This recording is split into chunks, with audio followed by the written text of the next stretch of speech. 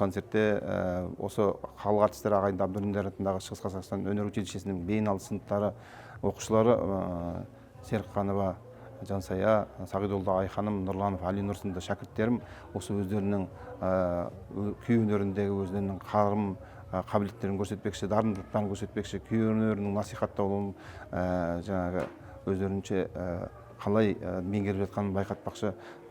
Былай айтқанда ұлттық құндылығымыздың дәріптеуінің бір негізгі шарасы деп айтылуға болады.